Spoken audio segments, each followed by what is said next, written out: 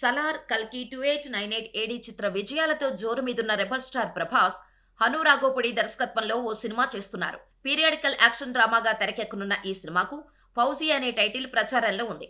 ఇందులో ప్రభాస్ కు జోడీగా social media star Imanvi Ismail ను ఎంపిక చేశారు. ఎందరో స్టార్ హీరోయిన్స్ ఉండగా ఒక్క సినిమా కూడా చేయని ఇమాన్వికి పాన్ ఇండియా స్టార్ తో నటించే అవకాశం ఎలా వచ్చిందబ్బా అని అందరూ అనుకుంటున్నారు.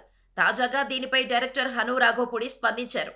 ఓ ఇంటర్వ్యూలో హను రాఘోపుడి మాట్లాడుతూ, ప్రస్తుతం ఉన్న రోజుల్లో కొత్త టాలెంట్ను వెలికి తీయడంలో సోషల్ మీడియా కీలక పాత్ర పోషిస్తోంది.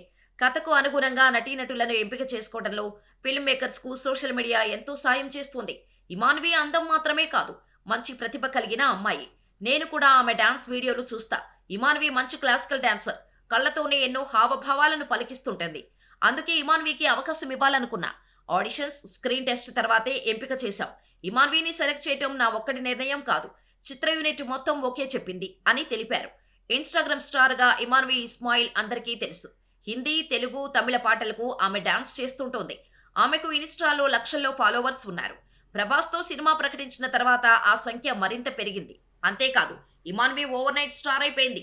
అంతేకాదు, ఈ సినిమాకు ఇమాన్వి రెమ్యూనరేషన్ ఏకంగా ₹1,00,00,000 అని తెలుస్తోంది. ఒక హీరోయిన్ తొలి సినిమాకే ఇంత మొత్తం రెమ్యూనరేషన్ తీసుకోవటం మామూలు విషయం కాదు.